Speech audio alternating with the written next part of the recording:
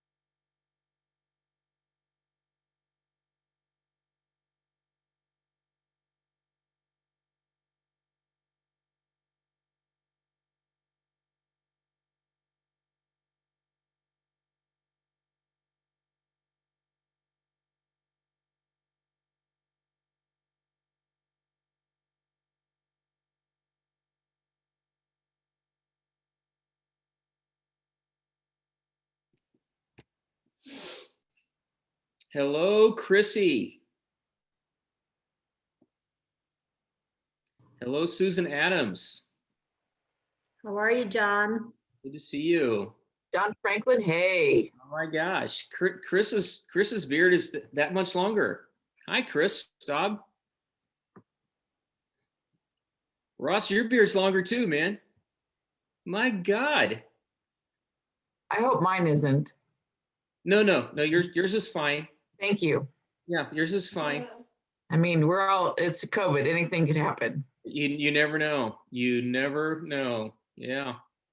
I think yours looks a little longer than the last time I saw you.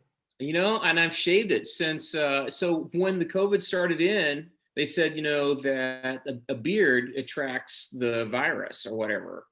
So I immediately shaved it. And then after a while, I was like, whatever.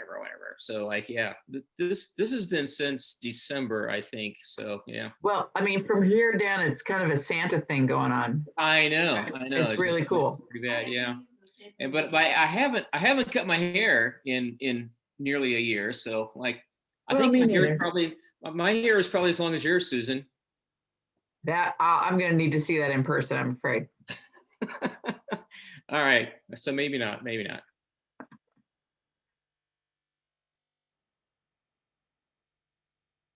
Somebody else. I know my hair is as long as Melissa Benton's. So that's. Oh, please. That's not a standard. She actually cuts hers from time to time. Yeah. The rest of y'all better do something, or you're going to be watching me and John do this for the next hour and a half.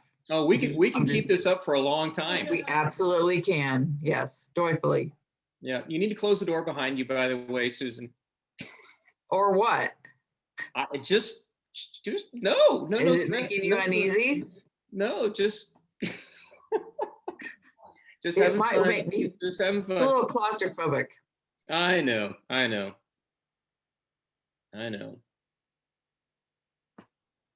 Abigail Lane, nice to see you again. Starting my day and ending my day with you. I know. Every day, almost every day we get to meet, right? Yeah. Yep. Something like that. Yep. Good to see Emily Scott. Hey there. Hi, John. Nice to see you. You okay? Yeah. Trying to figure out what's going on in the world. Yeah. It's going. Yeah. Well, we made it to January 21st, so I'm kind of happy about all that. So. Agreed. All right. I'm going to mute myself or else I'll keep babbling on here. So good to see everybody. Perfect timing. There are still people coming on, but we're going to go ahead and get started. So thank you all for joining us and welcome to our first ever virtual summit. New Year, New Start, Near Eastside Virtual Summit 2021, we made it. Yay. My name is Rainey Grant. I'm the community builder for the Near Eastside.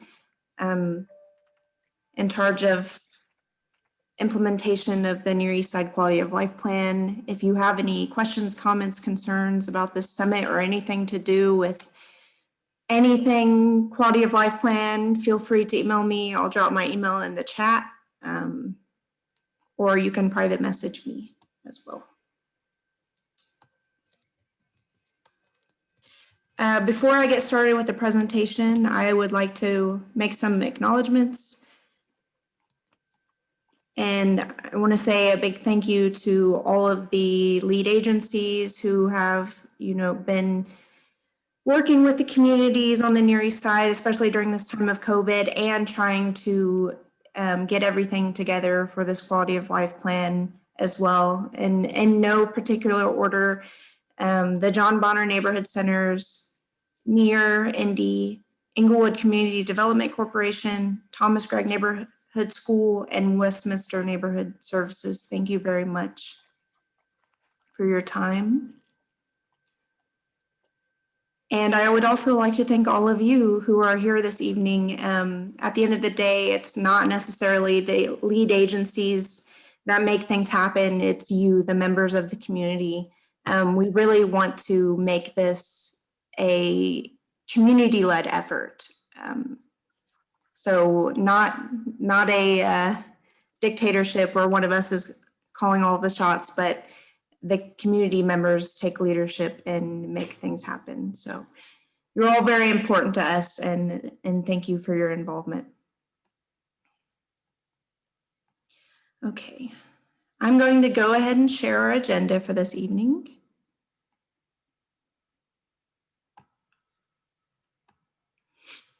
Can you all see my screen? Great. So we just did the welcome and introduction, so we're already off to a good start. The next thing on our agenda is what's a cat? And then we'll follow up with lead agency updates from the 5 lead agencies I just mentioned. We'll have an announcement from one of our VISTA members at the John Bonner Neighborhood Centers. And then we'll have our breakout planning sessions. I'm sure you all are looking very forward to that. And we'll have a little celebration to talk about the wins of agencies, and perhaps some of our community members on this summit can share some good news that you've had in 2020. And then we'll lead out at 8, right on time.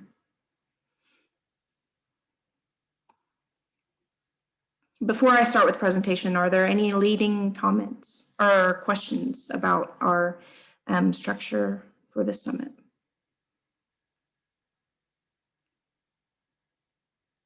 Yay. I love it when there are no questions. Okay. Let's see.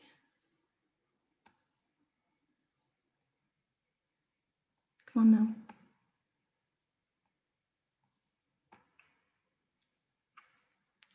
All right. I'm very excited. This is my first summit in this position as a community builder. So you're all seeing me for the first time in this capacity. And I'm glad to spend this time with you all for the New Year, New Start Near Eastside Virtual Summit. Something in the chat.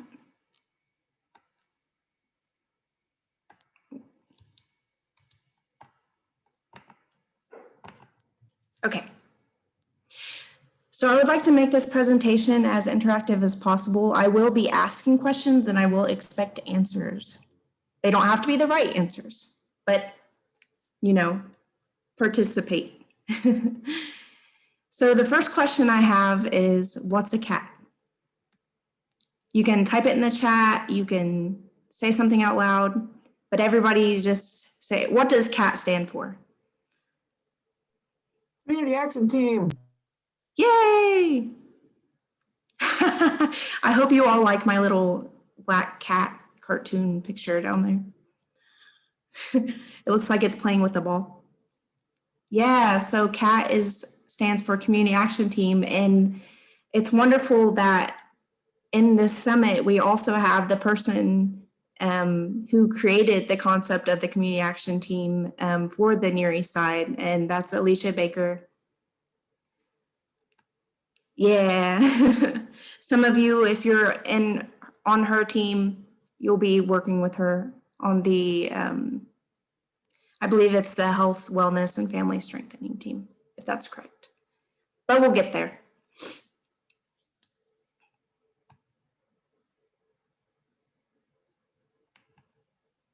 Yes, so a community action team is basically a team made of the lead agency, point of contact, and Near East Side community members. Anybody who lives, works, worships, or plays on the Near East Side is invited to join a community action team. And these teams are dedicated to specific areas of the quality of life plan, which was approved in 2020. And then many or most of you know this information, but just for a refresher, it doesn't hurt. And basically the community action team right now is our main mode of implementation for the quality of life plan on the Near East Side. So when I say that the community members are an important part of this plan, I mean that. You all are the ones that are actually doing the work and actually have the power to make things happen. So another question for you all. How many cats are there? Feel free to put it in the chat.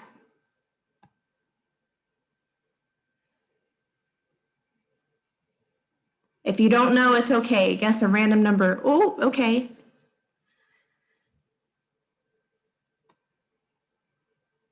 9. Any other numbers? 100? 50? Christoph says 9. 99. Yes, there are 9 community action teams. And because there are 9 areas, focus areas in the quality of life plan, so they align. Each area of the quality of life plan has a cat. And who can tell me what they are? You may know if you're already on a team, but even as somebody who's in my position and should know what all the teams are, it took a while for me to remember all of them. Safety, what else? Sustainability, yes, we love being sustainable. Oh no, what happened?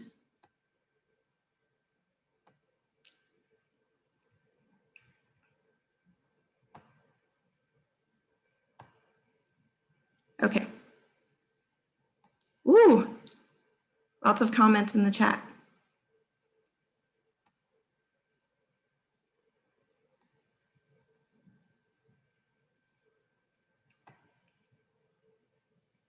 This is weird.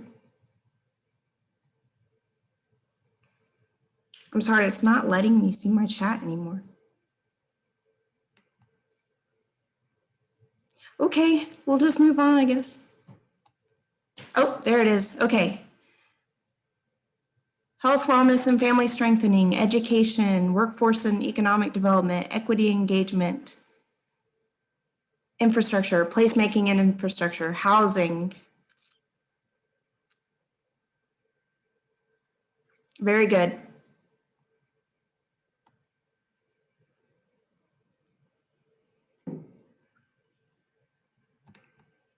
Okay, so these are all the community action teams, and beside them, I have listed the lead agency point of contact and where they are located. So for arts and culture, we have Joanna Nixon. I know she's on the call.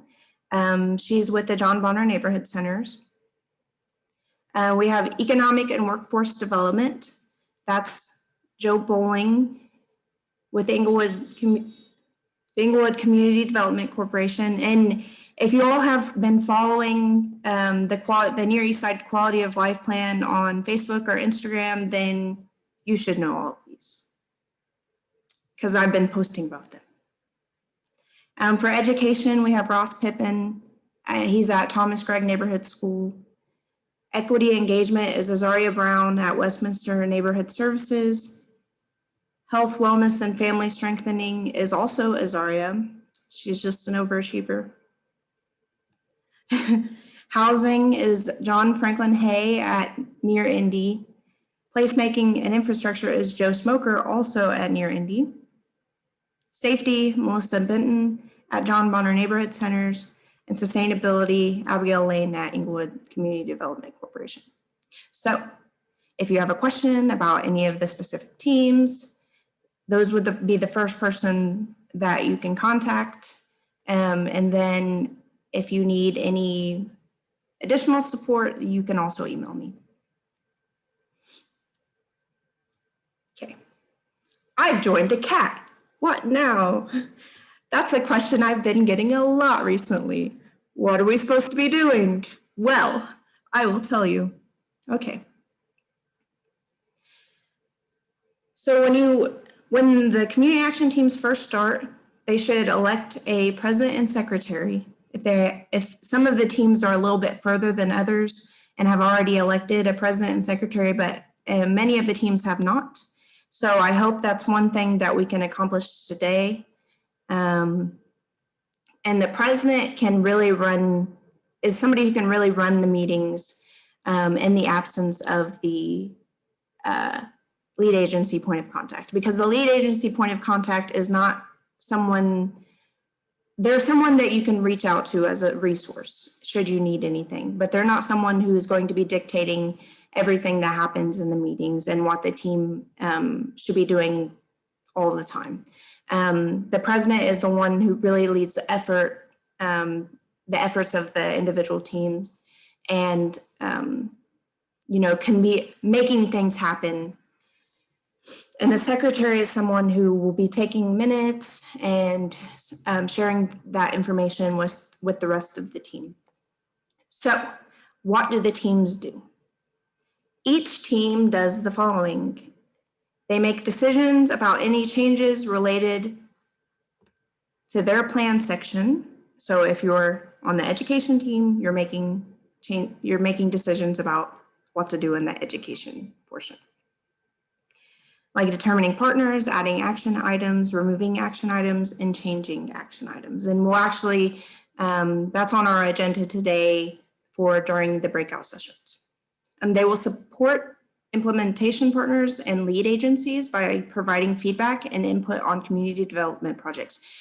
That feedback is so important.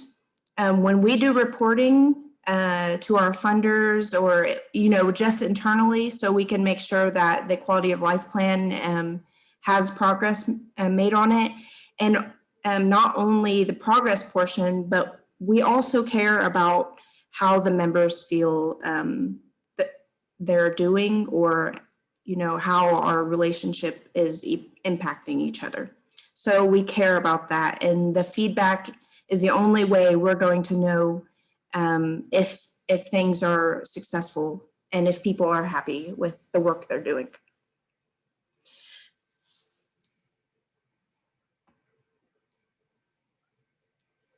They lead the implementation of action items in their section. So not only do you choose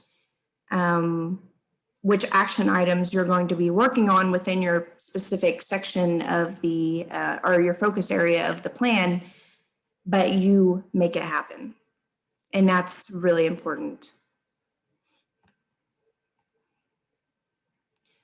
Sorry, I'm trying to get my. So, what are our resources as a community action team? Can anybody tell me some resources they can think of at the top of their head? What can a community action team tap into in order to implement their action items?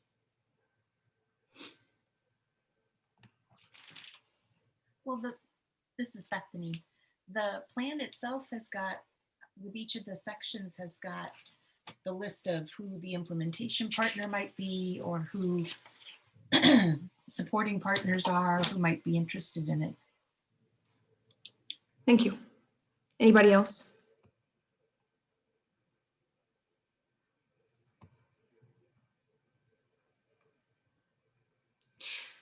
So we come from an asset-based approach. So really, we're looking for all of the assets that are available in our community, and those assets become resources. And some of the main resources that CATs have in order to implement their action items are, as you said, Bethany, implementation partners, and also the lead agencies, as I mentioned. We're there for your guidance. We're there to connect you with other resources, whether that be financial or human or whatever. You need space, we can help with that, and connecting you to other organizations or individuals. That's what we're here for. Does anybody else have any other resources that I haven't mentioned for the good of the group?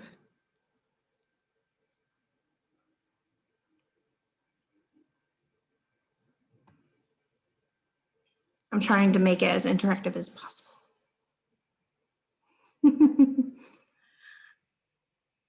No? Okay. If anything comes up in your minds, feel free to put it in the chat. Okay.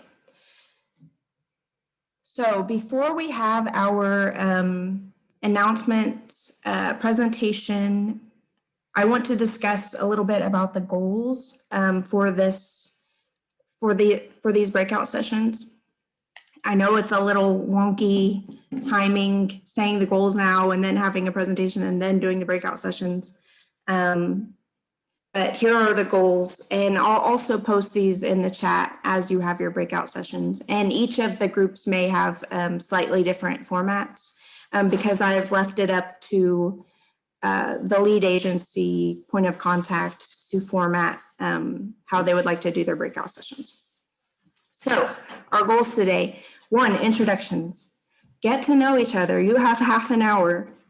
Do you like to run? Yes, I love to run. That's something we have in common. Actually, I hate running, but I know there are people in this summit that love running. So I just use that as an example.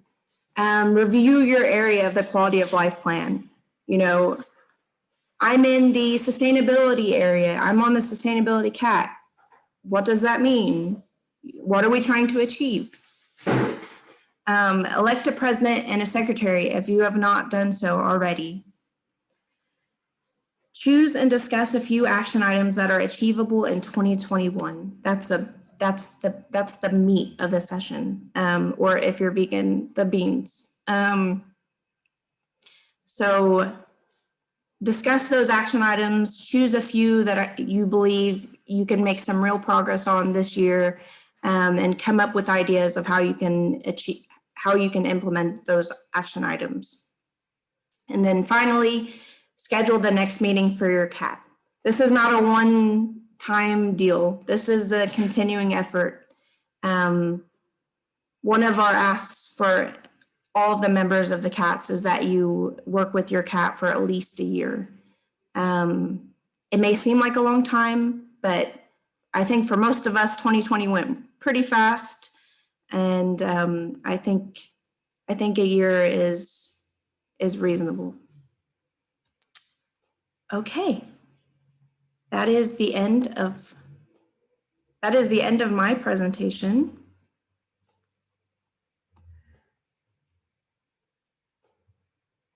Okay.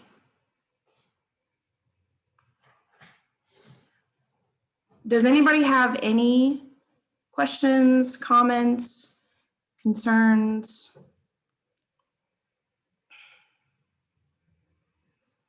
We're a little bit ahead of schedule.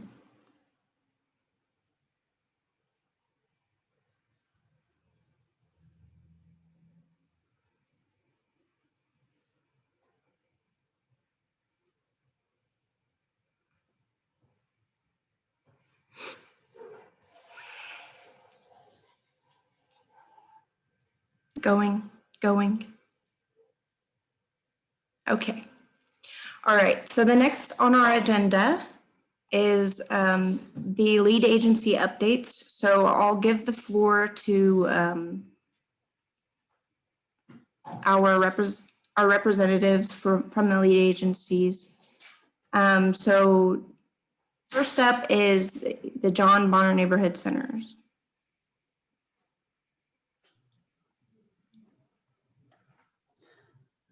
Good evening, everybody. Thanks for joining us for our first virtual summit. It feels super weird to be doing it in this format, but after not having any summits in 2020, I'm definitely glad to be able to see some neighbors again.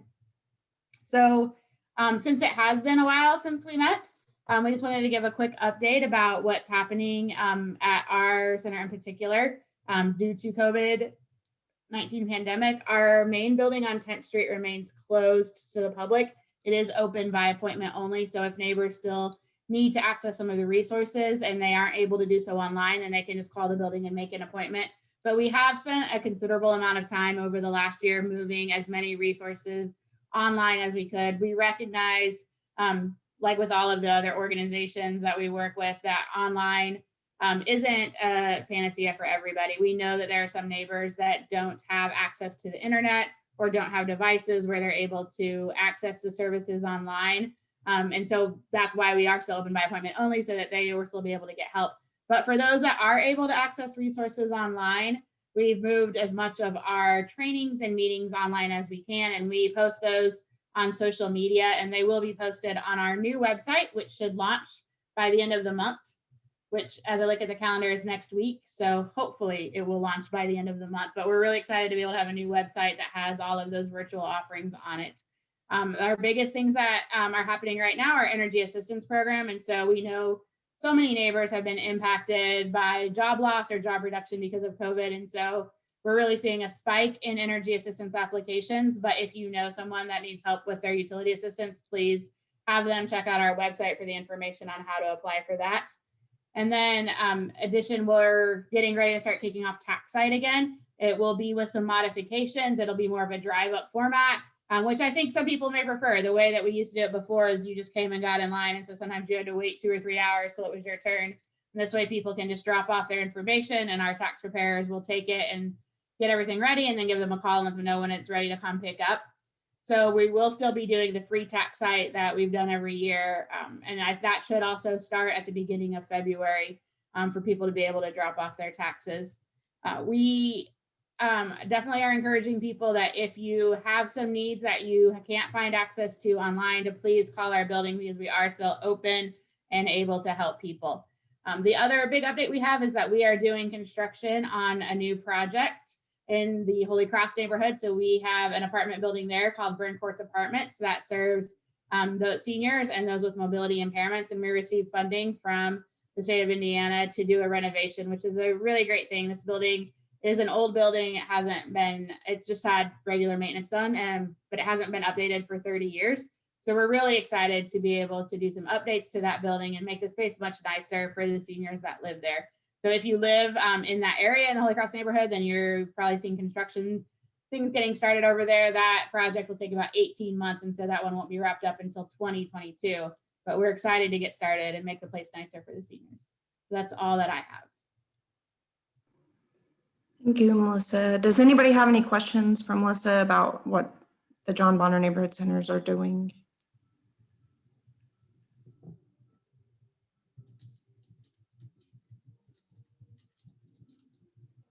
Okay. Next on our agenda, we have Near Indy. Hello, everyone. John Franklin Hay here. I can mention 5 things quickly. One is that we developed the Educators Village along Rural Street and Eastern Avenue, and we have completed 22 houses there, all affordable. And the last 2 houses are pending right next to, right on Eastern, right next to East 10th Street. Once we get those 2 sold, we're going to pull together all of our stakeholders and talk about, what really worked well with that. We have 11 educators who have purchased homes through that and feel really, really good about that. We also have completed 7 homes, affordable homes. These are all available to folks at 80% of area median income or less. 7 homes in Willard Park neighborhood. and we're working on 2 more there. Both of those are rehabs. One is nearly complete, will go on the market soon. Another is a little bit further, has a little bit more to go, but that is where we are with Willard Park neighborhood. We are about to begin. We've accepted bids for 4 homes in Riverly Park neighborhood on Parker, and then very soon we'll put out a bid for a rehab there on Parker. So we have 5 homes on Parker. Those would be part of the Riverly Park neighborhood development. We're hoping that all of those homes will be a part of the Community Land Trust, which the Community Land Trust, we've been working for about 2 years to develop so that homes that would be in this neighborhood or any neighborhood across the city, be a citywide initiative, that they would be permanently affordable. It means that it's not just for a 5 or 10 year affordability period for whoever buys it, but that it would be permanently affordable and only available to folks at 80% of area median income or less. We're working with the Bonner Center in Inglewood on the Lift Indy initiative. It's a 3-year funding from Department of Metropolitan Development, which focuses along East 10th Street, east of Rural, well, actually some west of Rural, and we'll be beginning sometime later this year on what we're calling Temple Square, which is a series of townhomes at 10th and Temple, really right across the street from TikTok Lounge. If you go to the TikTok Lounge and go look south, that's where we'll be doing some work there. Really also working, you'll see some progress this year on the house at the southwest corner of 10th and Rural. So it's the old attorney's house. And that will go into renovation a little bit later this year. And the little building behind it, which looks like a garage, but it's really not a garage. It's been an office. It was the attorney's office for a long time. That will become a 700 square foot commercial space. So a little bit of stuff that we're involved in. During COVID, our construction crews have continued to work and made some good progress. And the folks that are looking for an affordable home have been able to access them, and really proud of the work that they've done. Thank you, John. Does anybody have any questions for John for Near Indy? This is your chance, Susan. Susan, this is your chance. Going.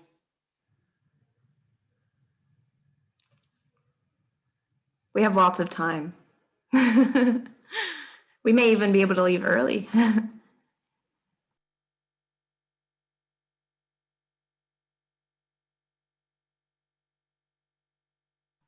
All right, next is Inglewood CDC. I believe Abigail and Joe are tag teaming on this one. Yeah, and I think I'm starting out. Hi guys, Joe Bowling with Inglewood CDC. Really great to be with you tonight. We're going to give a few updates here, and I'll say I've been coming to Near Eastside neighborhood meetings since I graduated from college in 1998, and in that entire time that I've been coming to these kinds of meetings, we've all been talking about how do we ever find a new use for the PR Mallory campus, and that's been over 20 years now, and 2020 was the year, you guys, that we finally figured it out and kind of got it mostly done. This is the 10-acre campus at 3029 East Washington Street, and now the new home of 3 kind of primary sort of organizations and businesses. Purdue Polytechnic High School on the top 2 floors of that building, there by the smokestack, as well as Paramount Inglewood Middle School on the lower 2 floors. If this angle was a little bit different, you'd see kind of the back building, which you kind of do see back there, which is the home of Uplift Produce. But we've also got this wonderful green space right at the front along East Washington Street that we hope will be able to do farmers markets and movie nights and Frisbee and lots of other fun things once we can actually be in the same space together. So couldn't be more proud of what our team across Inglewood and John H. Bonner Neighborhood Center, and then so many other organizations on this call, like Lisk and Near and so many others that supported us. As you can see on this slide, we were the overall winner of the Monumental Award for kind of like the top real estate project in Central Indiana this year. Just so proud that we were able to accomplish these things and just had so much help along the way. So, now that the construction is over, we're really starting to get to know these two schools and uplift a lot more and find ways where we can really support the students there, the faculty there. Over 60 faculty in that primary building each day, and soon to be about 1,000 students in that building. So again, the scale of the opportunity is just really, really immense, and we're excited to see what the future might hold there. Go ahead, next slide, Abigail. I mentioned Uplift Produce. This is a social enterprise that Inglewood started a few years ago, and these are a few shots of a few store shelves that are starting to carry the 6 different produce items that we're able to grow, baby spinach and arugula and 3 different kind of proprietary salads. And so anyway, we're really glad about what Uplift is able to do there. And we're hopeful that we'll have some luck with some local supermarkets here soon where we can allow some of you guys to buy some of the produce and not have to drive to Georgia or Nashville to buy the product. Next slide. Oh, I think that's it for me. Mine. Yeah, that's it for yours. Yeah, okay, well, so just a couple other items that I'll mention. And if you join our Workforce and Economic Development team, and we'd love to have you, as I said in the chat, one of the big things that I think we're going to be doing later this year is some community planning around the Black Mountain site, just, what would that be, 2 blocks east of the PR Mallory campus in about the 3200 block of East Washington Street. If you know where the Save-A-Lot is, or where the marsh used to be, where the election center is, this is the big site right there at essentially the railroad tracks and Washington Street. About 12 acres that we really get an opportunity. The city owns all that land, and there will be a planning team, sort of like a version of what happened with Sherman Park a few years back in terms of community planning. We'll be doing that kind of process for that Black Mountain site here in 2021. And then finally, a couple of other large developments along East Washington Street that I've had a little bit of a hand in. 2 in particular with TWG development, the Assembly, which is the old Ford facility there, as well as Line Lofts, which is nearing completion a couple doors down to the west there. So again, lots of fun things along East Washington Street, and let Abigail finish with our updates here. Did you want to say anything about the documentary real quick? Oh, yeah. So we had Sophia Mustin, who many of you have gotten to know, join our staff for a couple of years, and she really painstakingly documented with photos and video the PR Mallory campus transformation, and that has now been turned into about a 53-minute documentary that we're just so excited about. We had a couple premieres lined up to do that physically all together, but COVID's kind of knocked that out. So we think that there will at least be kind of a virtual premiere, and we think the date for that would be February 23rd. There'll be more information about that coming soon, but just wanted to get that news out there. It's a wonderful piece of work, and it tells 120 years of history on that site, from Indianapolis baseball field to Wonderland Amusement Park to PR Mallory, and now the present day. Go for it, Abigail. Hi, everyone. My name is Abigail Lane with Inglewood CDC and an Inglewood neighbor. I'm just going to touch on a couple other things, a couple housing projects that we wanted to, I think we probably talked about before, but made some strides in 2020, so wanted to talk about those.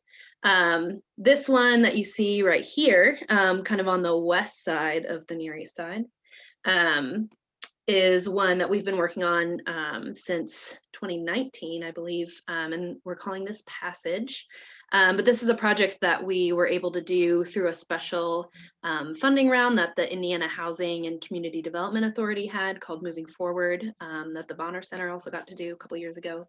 But basically this will be a housing development on a former Angie's List campus parking lot here in the red highlight. And we're looking at doing it on the larger portion of this site that's highlighted in red. This is Shelby Street. That's running north-south next to the site, and then it's just south of the railroad tracks on the south side of Washington Street. So we are looking at developing kind of a mixed-use development there with commercial on the first floor and some couple floors of units above that. And that will be kind of an integrated development, but we'll focus on housing individuals with intellectual and developmental disabilities. And we're working with Noble of Indiana on this project, who serves a wide range of folks with intellectual and developmental disabilities. And that is, we'll hopefully kind of start construction in the second half of this year. Yeah, be able to have that project there. We're looking at also having a kind of workforce development training center on the first floor. So kind of finishing up what that will look like. And then on the other side of the Near East Side, kind of the far east corner at 21st and Emerson, Inglewood has been working with Living Word Baptist Church recently and developed a great relationship with them over the years. And they've been doing affordable housing projects for a while, but are looking at doing some larger developments. So we were able to work with them through the Permanent Supportive Housing Institute to develop a concept for a housing development very similar to the Oxford Flats building that Inglewood developed a couple of years ago at Oxford and Washington, at this site on 21st Street, about 21st and Kildare Avenue here. So that will also hopefully start construction in the second half of this year. And that'll be a really neat project with them as well. And then just a couple other things. Inglewood was also able to get some funding this past year to retrofit all 5 of the apartment buildings that Inglewood owns or manages with Wi-Fi for residents. So that retrofit will be happening here soon. And then it will also provide free Wi-Fi for all residents in those mostly low-income housing developments for 5 years. So just noting how essential that Wi-Fi was for so many people over the past year. We're really glad to be able to do that. And then all the developments that we're looking at doing moving forward will have Wi-Fi in them just because of how essential that's becoming for everybody. And then just wanted to give a shout out to one of our new businesses. Arabella Home is on East Washington Street now. Opened Small Business Saturday, I think, so a couple months ago. And it's a home decor shop run by a woman in our neighborhood and her daughter, just across the street from the PR Mallory building. And so she's been open for a couple months, open only on the weekends, I believe, Friday, Saturday, Sunday. But definitely check that out when you have a chance. Thank you, Joe and Abigail. Very exciting moves happening. And Wi-Fi, how important. Does anybody have any questions for Joe or Abigail?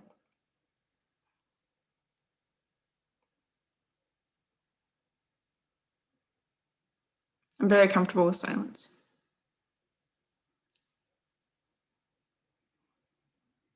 All right, we'll move on to Westminster Neighborhood Services.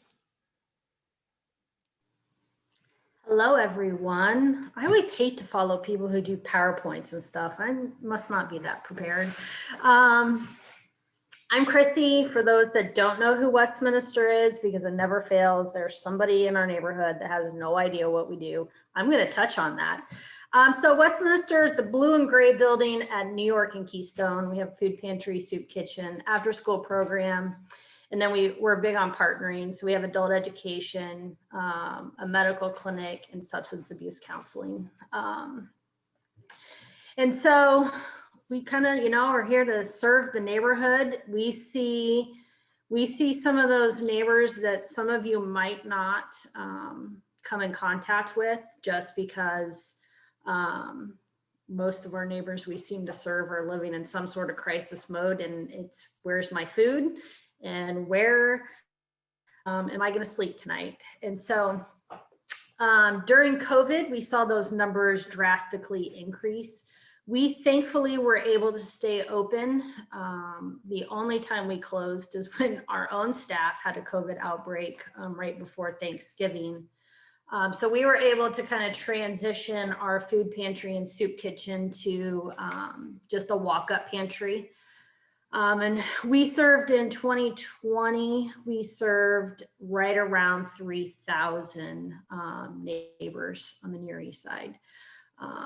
And I'm going to be honest with you, I don't know, that number is probably a little bit skewed because there was a point in time when we were transitioning that we were just serving, we weren't counting, just because the need grew so fast. We had a really hard time keeping up.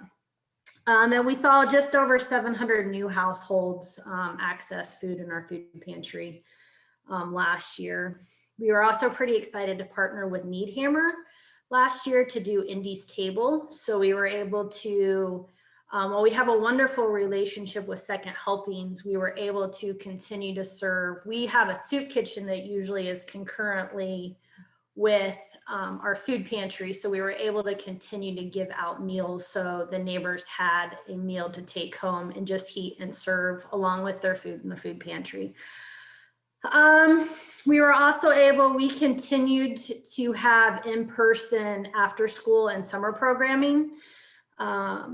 Obviously with a lot of COVID restrictions in place, it's really interesting to try to get a 6-year-old to keep his mask on. But we were able to continue that. A lot of our kids that we have, they're behind in school. They need that attention. We feed them dinner every night. And so we just wanted to make sure they still had a safe place to go and that we could serve that family unit well. We also worked with Near to connect seniors and their senior facilities with food. Seniors didn't need to be coming to our food pantry. So we were able to deliver food weekly to them. And then during COVID, we have pretty narrow boundaries. It's just kind of the way we were designed 30 some years ago. But we were able to, during COVID, kind of open up those boundaries and serve as many people as we could. So we were able to service the entire neighborhood. And I think probably plus some, which is kind of really, as we're looking ahead to 2021, we are already kind of in the process of exploring expanding our boundaries to all of the Near East Side and just ensuring that we have the capacity to do that. But I do foresee us by the end of the year, not just our little niche that we have there, but opening up to everybody. We also opened up on Saturday. So currently our pantry hours are Monday and Thursday mornings from 9 to noon. We added a Saturday pantry. So this coming Saturday will be our second Saturday pantry. So we're open on the 2nd and 4th Saturday of the month, just to serve those working families that might still have needs that aren't being met. We're also looking at expanding. We currently have our youth programs go kindergarten to 8th grade. And so we are looking to really kind of fine tune that middle school programming and possibly even branch out into high school. Our kids are usually with us for quite a while and we don't want to lose them after high school. So how do we kind of keep them involved and keep them safe and still walk alongside them? So we're exploring that for this year. And then as you saw, our community action teams are health, wellness, and family strengthening. So we're also exploring youth mental health and making sure that our youth have access to different resources. And then if COVID allows in this year, we're also exploring maybe a health fair that can kind of connect our neighbors to different resources. And I just wanted to close my section by saying I did a webinar recently that talked about, it was organizations in crisis, and the speaker talked heavily about what made a resilient community. And it really kind of hit home with me because he said a resilient community, I'm paraphrasing, is the community's ability to bounce back from a disaster. And it also said the commitment to building a resilient community relies on the entire community to step up and serve in many aspects needed in the neighborhood. And COVID has affected a lot of people in a lot of ways. And I feel like our neighborhood kind of got hit pretty hard with COVID. And I know the stories I hear from our neighbors. It's been so heartwarming to see everybody come together and help our neighbors. And so for that, because I work with a lot of you, I just want to say thanks for being awesome and really loving our neighbors well. I think it's pretty cool to be a part of this team and just see the direction our neighborhood's going. So, okay, I'll step off my soapbox. Thanks. Thank you, Chrissy. That was awesome. Does anybody have any questions for Chrissy? Nope, you don't. All right. Well, last but certainly not least, we have Thomas Gregg Neighborhood School.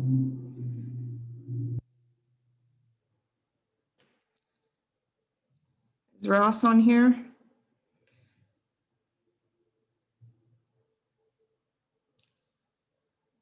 Oh no.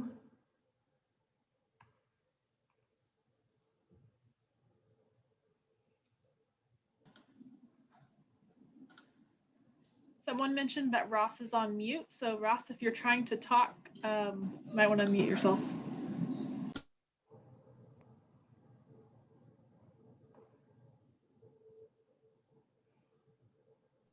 I think maybe he got booted off.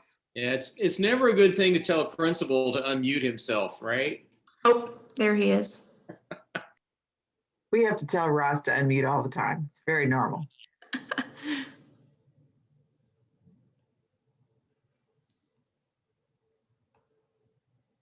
Welcome back, Ross. Gosh, if that's not like embarrassing. Hi, everybody. Sorry for the technical glitch. It just seems perfect timing, I guess. I had prepared a nice slideshow for you guys too, but I think I'm just going to show you a picture that I want you to see of something that we got to get back to normal this week. Kids started back in school Tuesday. K through 3. We're very excited about that. It's been a really trying year, not only dealing with COVID, but everything that comes along with that.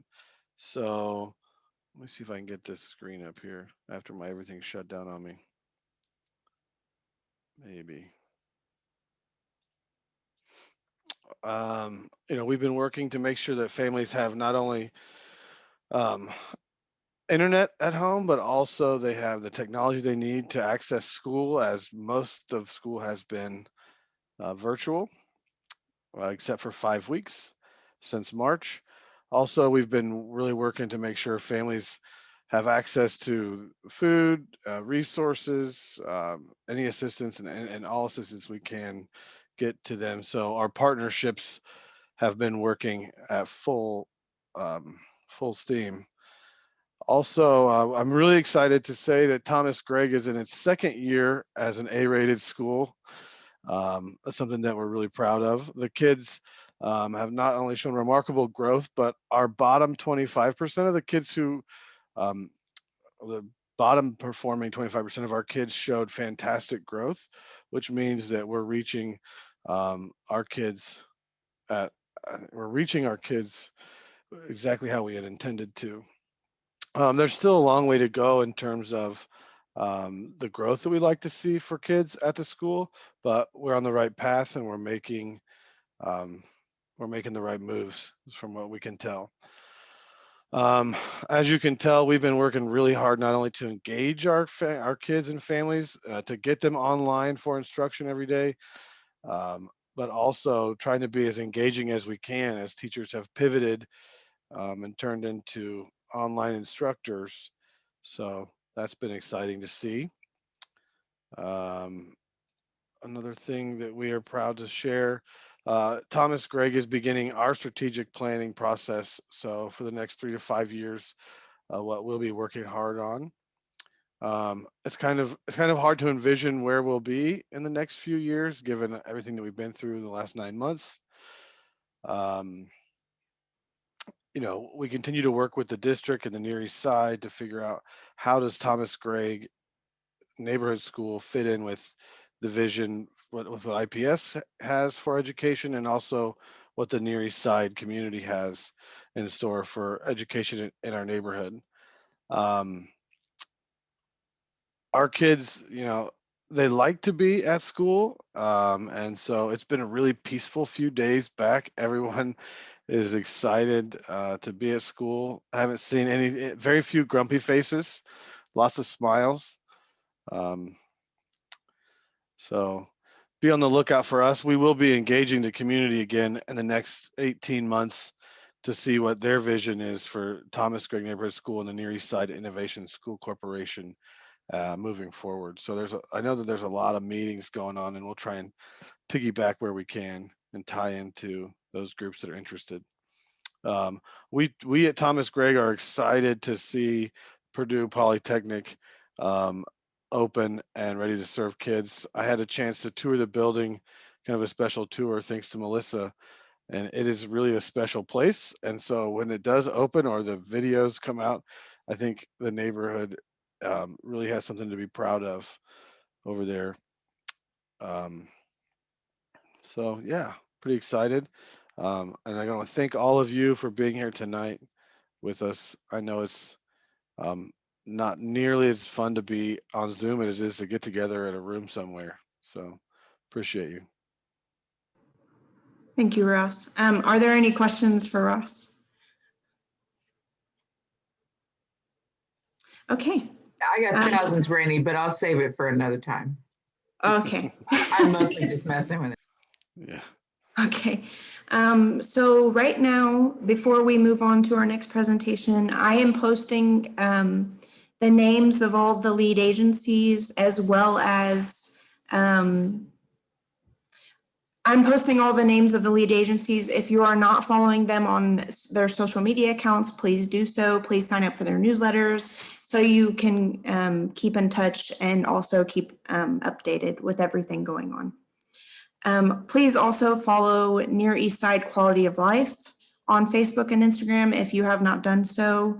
That is where I post updates and wonderful pictures of people that they may or may not have chosen to have shared of themselves. So yes, please do so. Are there any final questions, comments before we move on to the next, before we move on to our announcement section?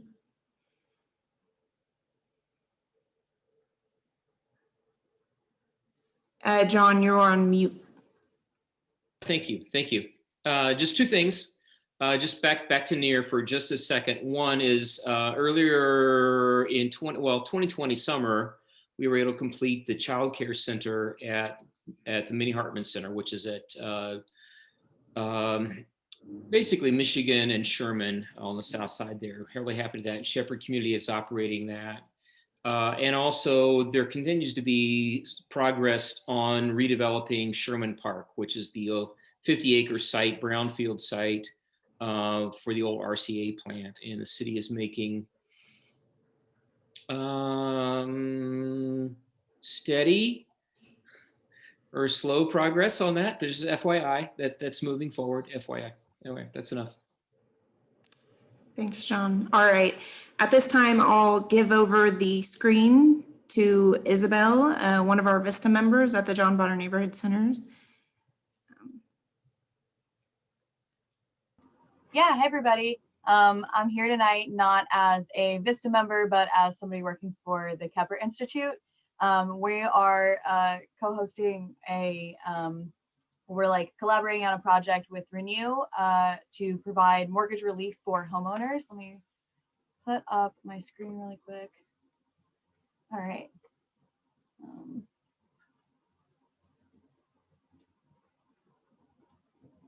And after this, I'll go ahead and put my information in the chat in case you want to share this with your networks or with any homeowners you know who might be dealing with any issues paying for their mortgage due to COVID.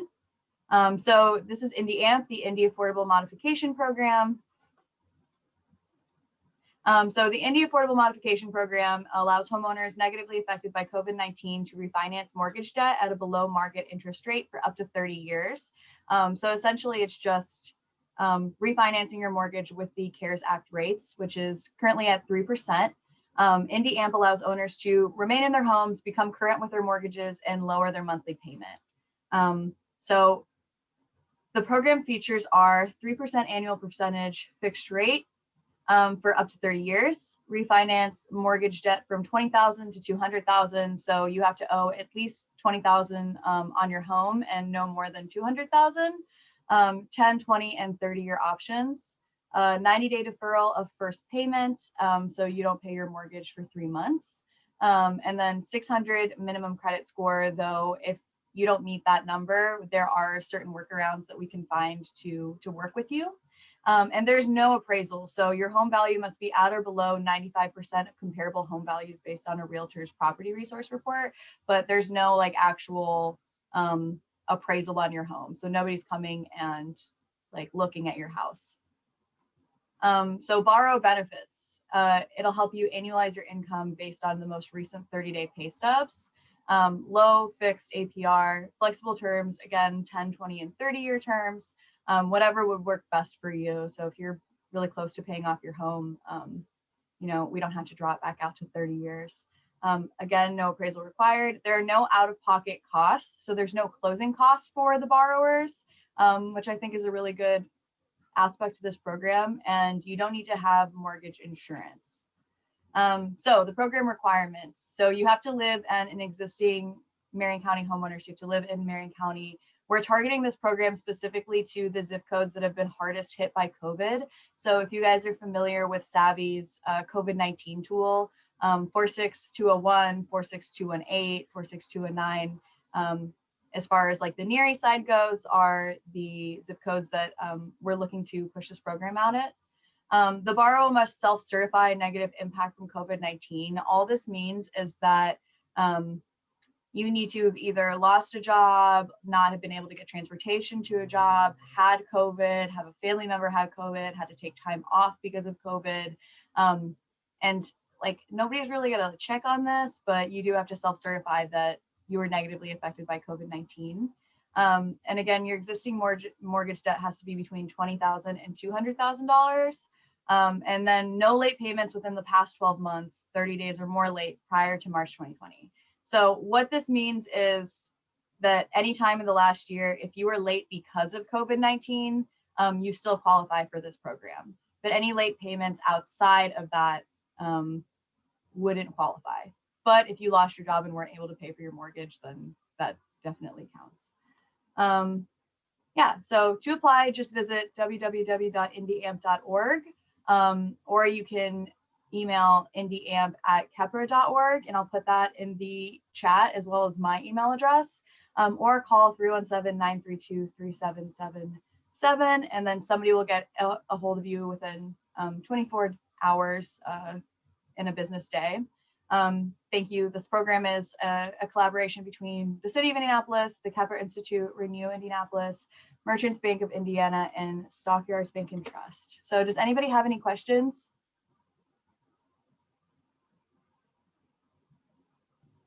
You're putting all of the contact information in the chat, you said? Yeah, I'll put all the contact information in the chat. All the same information is available on indyamp.org. But yeah, so essentially just to like walk through the process, you would essentially fill out like a pre-screening form just to make sure that you're eligible for the application. Once that goes through, you'll essentially get like an email and a phone confirmation, and then you'll start uploading all your documents. Somebody from the Kepler team will work with you directly, be your point of contact, anything you need. If something's wrong with your documents, if you don't have a computer or a cell phone, we can work with you around all of those things. And then we'll be your point of contact throughout the entire process. We'll then turn it over to Renew. Renew will do a final sweep of your documents, make sure everything looks kosher, and then from there they'll send you over to a bank rep. Again, there's no closing costs. That's a question that we get fairly often. I also have several outreach like flyers, like a one page of the same information, an FAQ with more detailed information, as well as this one pager translated into Spanish. We're working on getting the rest of the materials translated into Spanish, so that should be as soon as next week. But yeah, if you want to share these with your networks, or if you're a homeowner and you've been negatively affected by COVID-19, or you work with homeowners who might be negatively affected by COVID-19, let them know that this program exists. Any other questions?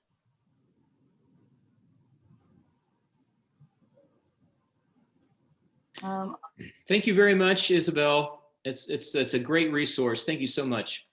Yeah, no problem. I'll go ahead and drop my information into the chat. And then other than that, go ahead and take it away, Rainey.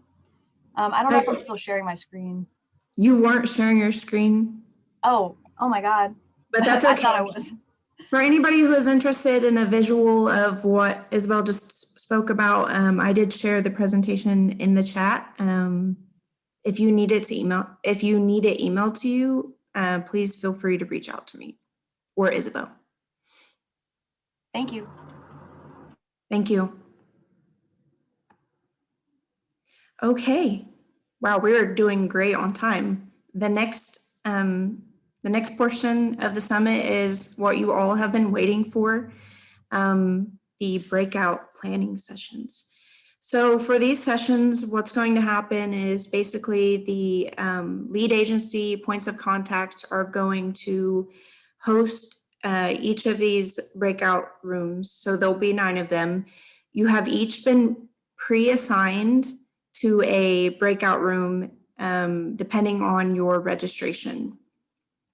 So some of you may have been in your first choice, but if you're not already on that CAT, you may have been put into your second choice room just for balance, pretty much. I will go ahead and post the questions that I had, or not the action items that for today's breakout sessions in the chat, so that you all have that as a guideline for your breakout sessions. So there you go. And okay, I will go ahead and put you in your breakout rooms and have fun, but not too much fun. Just a question before we go. Sure. Rainey, we're coming back together? Yes. Okay. Oh, yes. Thank you. Okay. There will be another session after the breakout room. And what time would that be? What time would we be, generally? About 7:40, we'll come back. Okay. All right. Awesome. Thank you. So please push accept.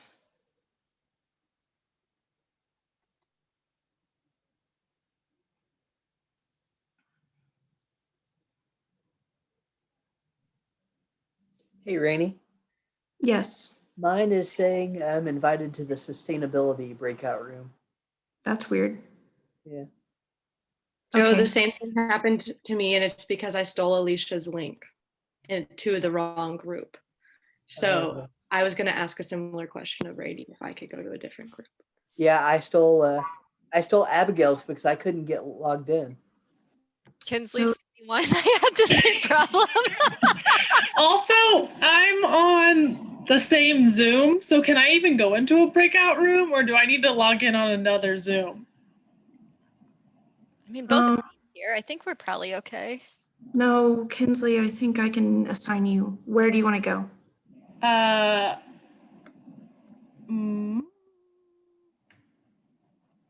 Economic and workforce development.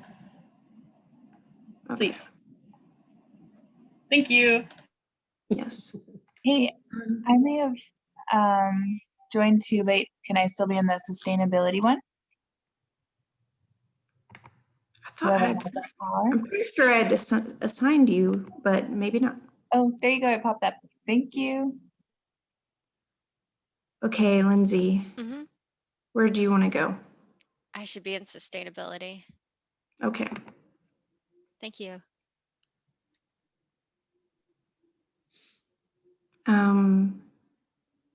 Joe, you are not popping up on my screen. Is there like, Oh, is there two for Abigail? here. Joe, you are with Economic and Workforce Development, correct? Correct. Yep. Yep. Okay. Thank you, Rainey. It popped up. Nice. Can I go And to? I need, Oh, oh, sorry. sorry. I need safety.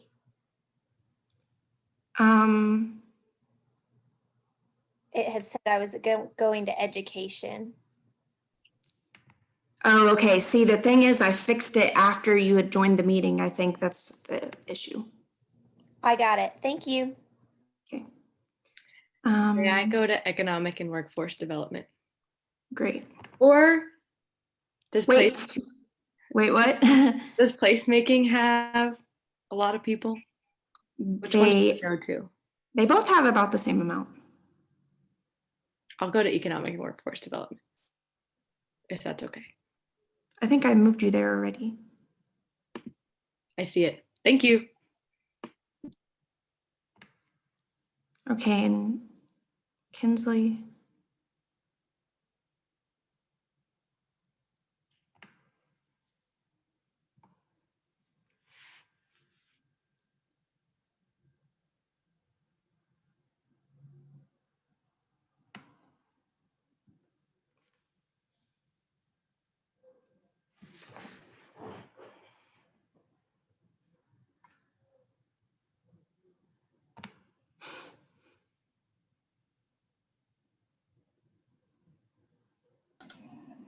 Hello.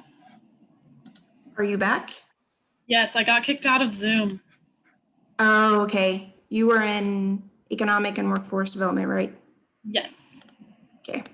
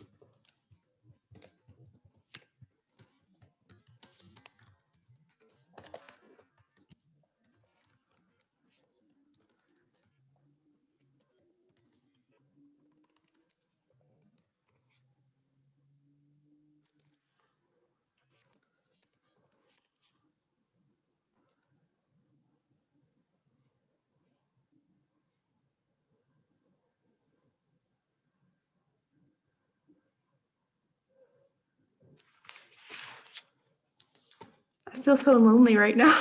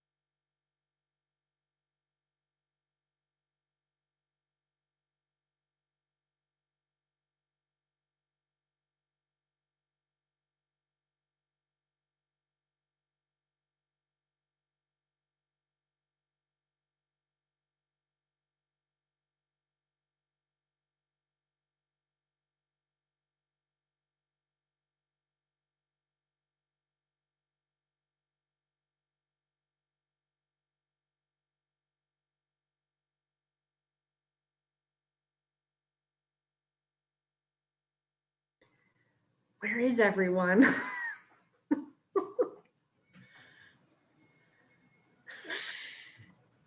Westminster party. It's just Westminster right now. Fine. I want to know though. So there were 43 people on the original meeting, and we had 4. So where did it? What other cat teams are like? I'm just curious. I don't know, like, so the last cat meeting. Hi. I'm listening. I've been listening. Got a video bomb me. What? It was like Alicia, me, and another woman, and like there's supposed to be like 8 people on the team, and people just like slowly stop coming, and I think eventually it's just gonna be Alicia and me. Well, I know I like dropped the ball on that. I only ended like the first one, but now I can breathe. So yeah, I'm back. I would be curious because what safety and the economic and development were like, we need people. And I'm like, there were 4 of us and 3 of them are from Westminster. I think we need, and I don't know that equity and engagement had very many people either. So yeah, I think they're pushing really, on social media, they've been pushing hard for people to join the cats. Well, maybe since get Azaria in, maybe the 4 of us need to sit down and be like, okay, who can we recruit to join? Because if you look, especially the health and wellness one, our names are on like a lot. So, and if you know me well enough to know, by goodness, we're going to be one of those first people that start completing things, because that's how I'm a little competitive. One of my lights is making a really weird noise. Anyway, sorry. Oh. Wait, is no one here? Nope, that's what we were like. I just had to write down everything while I was in there because I'm like, if I go back and there's people in that room, I'm gonna get distracted talking to people, so I need to write everything down. And then no one's here. Nope, just us. I thought maybe at least Rainey would be here. But yeah. Nope. Well, it was, what time were we, was it 7? What time were we supposed to be back? 7:40. Oh, okay. We're just a little early. Oh man. We were just talking about how we were going to try to figure out how to recruit people. Can you order it? Can you order it?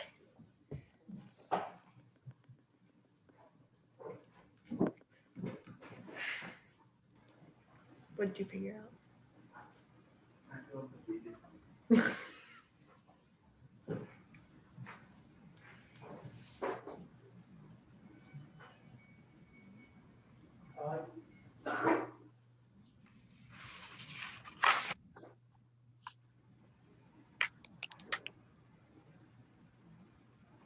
Lindsay, are you feeling better? Mostly. I've just been really tired. Cool. I haven't felt right since I had COVID, I think is. That's Jen. Yeah. Not either, so do not give me COVID. I'm clear, I'm free, I'm done with my quarantine. I got another month of immunity left. I think we're good. I know, that's what's like, so what happens after what? They say 5 months? I heard might 90 be- days. Oh.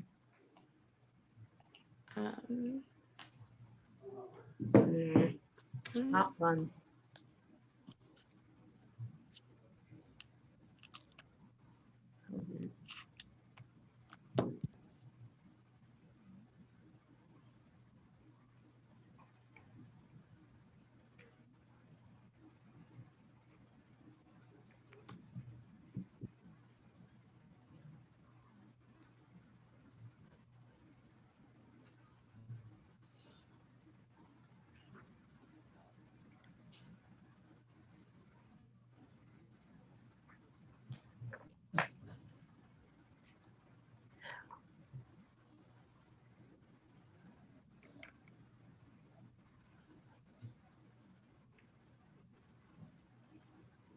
Oh man, it says this one's recording, so they've recorded all of our conversations. I don't think it records breakout rooms. I think it just records the main room. Well, they'll see us all, you know, having fun.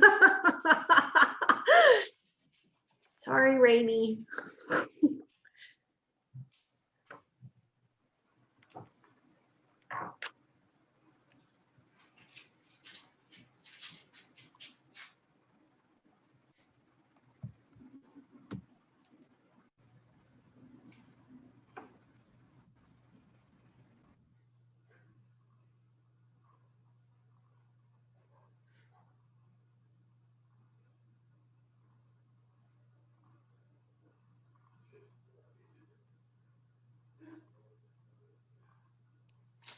Hi, Alicia Baker.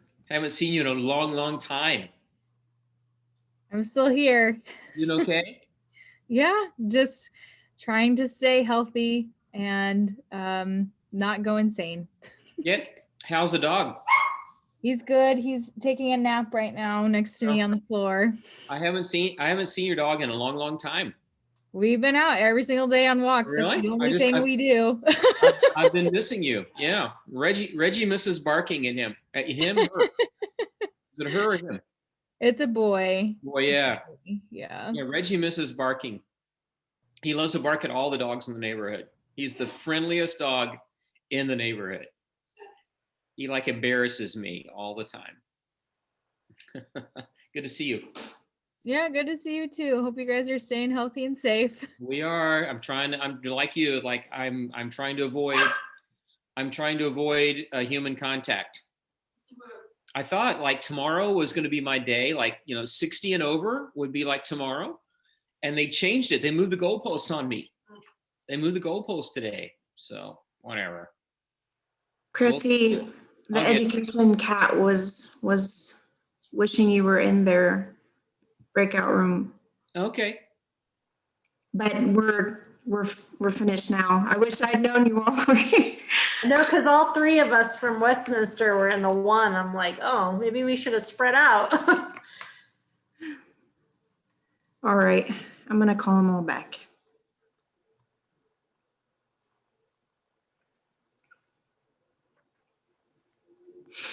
Okay.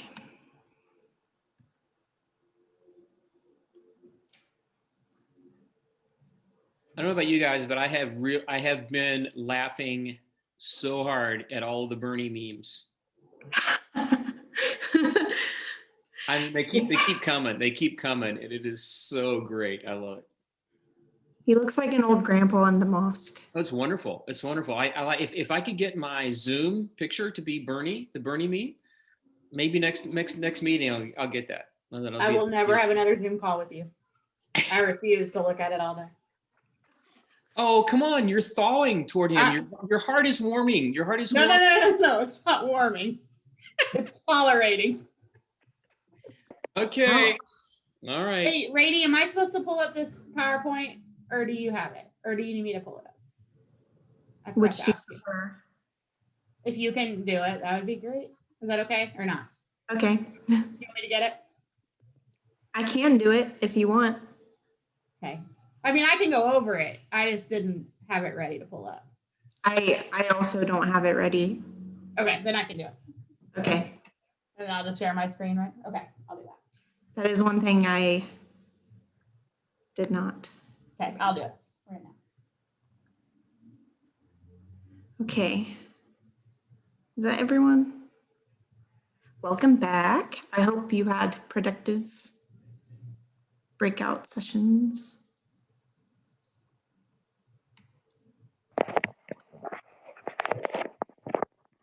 Our next session will be led by Melissa. It's called Let's Celebrate. So we didn't want everything to be business. We'll go over some wins from last year and other good news for the community, stuff that will get us pumped for 2021. Okay, give me 1 second, guys.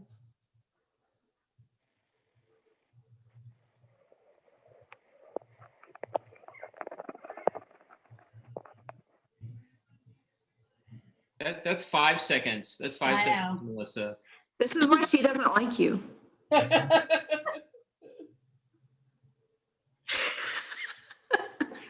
All right. My cursor keeps acting weird. So I'm gonna pull up a PowerPoint that I just am gonna go over with the group about some wins that we had in 2020. We know with COVID, we didn't get to have as many sort of open houses or events or celebrations as we normally would as a neighborhood. And so these are some things that happened in 2020 that we just want to make sure that everybody knows happened.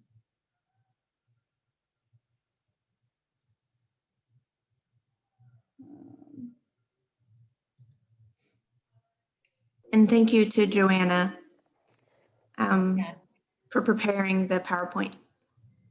Can everybody see the screen? Okay, perfect. Okay, so first we're going to go over some new and enhanced community amenities that happened. Joe and Abigail talked about this one earlier. The PR Mallory building, we completed construction and the students started there. So you can see a couple pictures. This is the outside of the building. And then here's a picture of a classroom inside. It's just really such a gorgeous space and really such a creative reuse of an existing building.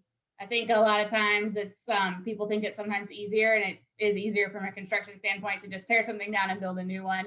But there's so much history on this site that being able to just do a reuse really enhanced the neighborhood and created a really great space for these kids to learn. The next one was the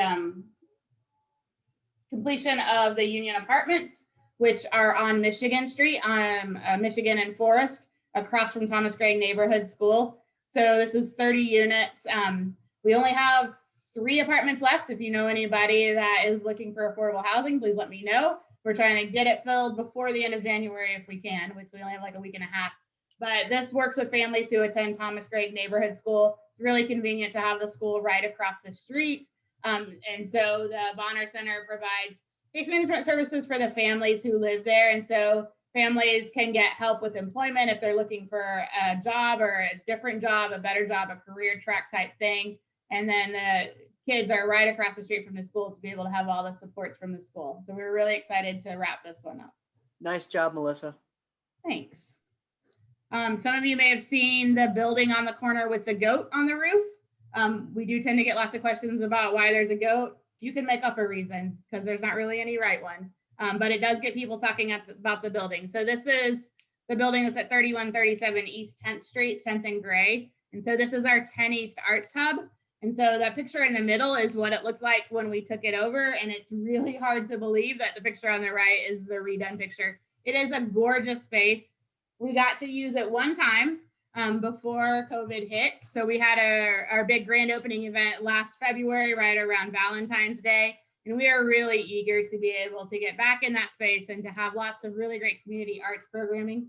We had lots of plans for 2020 for arts programming that would happen there. And then obviously it couldn't because of COVID. And so we're really excited to hopefully be able later this year or next year to be able to use that space. If you want to have more details on this or anything that's going on 10th Street with the arts, then you can go to the website at 10eastarts.org or follow Inspire 10th Street on Facebook where everything is updated. This one, Golden Ace Rehab, it's one of the oldest and most established buildings in the Inglewood neighborhood. It has the, hands down, the best St. Patrick's Day celebration, which has ended up being a 4-day event in the neighborhood for St. Patrick's Day. So Inglewood CDC was able to help them get a facade grant through Lisk Indianapolis to rebuild the western facade. And so they took down the bricks and rebuilt the wall and then put them back up again and put in a new window. So you can see some pictures there of the work being done and then what it looked like when it's completed. That looks great. That looks great. It does look good. Yeah. And then, there we go. And then this building that some of you may have seen at 10th and Bevel is called Republic, and it's a flexible community art space that's on 10th Street. You can see the before picture, what it looked like, and then after when we finished it. I really love the garage doors and the way that they make the building look. This was a former auto service station, so it was nice to be able to still kind of have a nod to that history with the garage doors on there. So again, sort of the same thing as the Arts Hub building. This was intended to be community programming, which had to be paused because of COVID. We were able to use it because of the garage doors. We were able to use it earlier this year for our 10 East voter headquarters, where we did voter education and registration. That was a really great effort. And we had over 200 people that came and visited the site to be able to register to vote. So that was pretty cool. The picture at the very top is from when we had the grand opening before COVID. And then the picture at the bottom is another way that we were able to use the space because we're able to open those garage doors. Excuse me, we can really do social distancing. And so we had bands that would play inside of the garage and then people that could sit or stand outside on the street to still hear the music. So we did a series called the Kickback Series that we're looking forward to starting back up again when it's a little bit warmer. People really hung in there for the Kickback Series. It went, I think, all the way through November. Or through December, maybe, I think. Joanna can tell me. But it didn't matter how cold it was. It was always pretty packed for people to just sit outside and sit around a fire and listen to music. So we're excited to be able to do that again. And again, once we have programming in here, it'll be on Inspire 10th Street on the Facebook page or on 10eastarts.org, which is the website. That's not it. Okay, there we go. Around early childhood education, Daystar Child Care and Infant Learning Center, which is in the Inglewood neighborhood at Washington and Rural, received its accreditation with the National Association for the Education of Young Children, which is the highest ranking that you can get from people that do this work with young kids. So it's pretty amazing to be able to have that done. Daystar is one of now 3 daycares in the neighborhood. And so we're excited to have more options to be able to offer high quality education for kids in the neighborhood. You can see some pictures of the kids in there and outdoor in the garden. This little garden space with this picture where the kids are is right across from my apartment. So it's always super fun working from home to look out there and see the kids playing. So I'm going to miss that once we have to go back to the office. Where's my granddaughter, Melissa Benton? I didn't do the pictures. I would have put her in there. I didn't do the pictures. This is an exhibit that's currently up at the Republic Building at 10th and Bevel, so you can go by there and check it out right now. It's Thomas Gregg Neighborhood School did a partnership with Arts for Learning on an arts education project in the school, and so this is their exhibition. So it's meant to stop there and look through the windows and walk by, not to go inside, but it's a pretty cool exhibit. So if you have some time, you're out on a walk, then definitely stop by there and see the work that the students from Thomas Gregg Neighborhood School have done in there. And then some more community programming stuff. So these are some pictures of community programming that we did over the year. Obviously, we were limited in programming that could happen across the Near East Side because of COVID, but we were able to do a summer senior courtyard music series, which was 8 weeks of free music at the different low-income senior housing communities. It's pretty great because the seniors could just open their windows and listen to the music, but we did have a lot of people, as you can see, that came out and listened to music. It was really, really popular to have this sort of when we were kind of in the deep parts of COVID and nobody really was going out or doing anything, and over the summer to have this as kind of a break was really a great thing. And not only for the seniors who were the intended audience, but just anybody in the neighborhood that stopped by and listened to the music. And then the winter kickback series, you can see there the band inside the garage doors. We had a variety of different artists that were performed. Over 450 individuals came over the 6 weeks to hear the different music. I think both of these really just demonstrate how much the arts and music and humanities are really an integral part of our lives. And until you don't have that, you kind of don't realize how much you miss it. And then on business and economic development. So Abigail mentioned earlier, Arabella Home on Washington Street. That's this picture up here in the left-hand corner that has all kinds of good stuff for your home. Rabble Coffee has reopened under new ownership, which we're very excited about. So if you haven't been in there yet, go visit them. And then 18th Street Brewery is on East 10th Street. And Country Kitchen, after their fire, they were able to open, I think, in a temporary space at 1417 Commerce, and while they get their permanent space rebuilt. So all of these are great businesses that are open, so go support them when you can, as it's safe. Circle City Industrial Complex, also known as the Big Blue Building on 10th Street, has also new businesses. So they're the new home for Dance Kaleidoscope.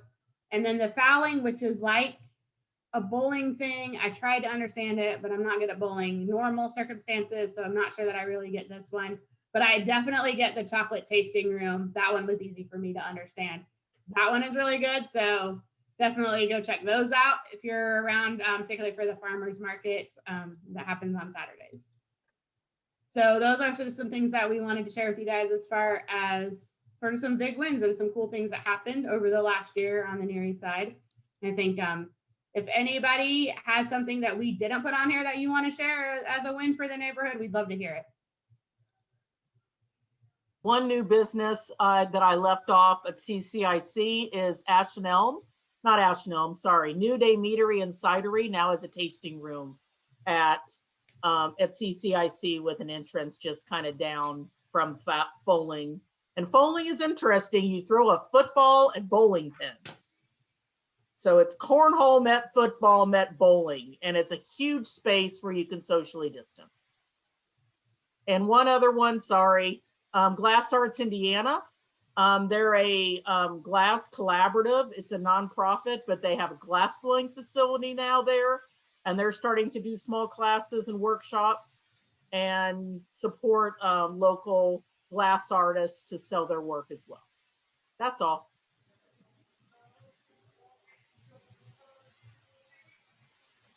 Melissa, East 10th Street also got their level 4 NACI accreditation too.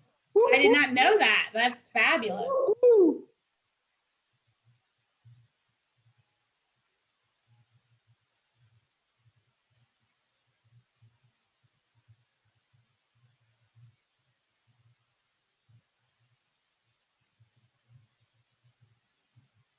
All right, Rainey, I'll turn it back over to you to wrap up. Awesome. Lots of great news coming out of the neighborhood. Hopefully we'll keep up the momentum for the next year. Before we leave this wonderful summit, I would like to just give a couple of announcements. One is keep an eye on your inbox next week for a feedback survey. As I mentioned earlier, that feedback is so important, and we'll take any feedback into consideration for future summits. Whether it's in person or not, we will ask for feedback, but can't make any promises there. If you have any additional comments, questions, concerns, feel free to reach out to me. I will again put my email in the chat. And also keep an eye out for our next summit. We don't have a date set yet, but I will make sure that it's posted in all of the channels. Okay. Good. Everybody happy?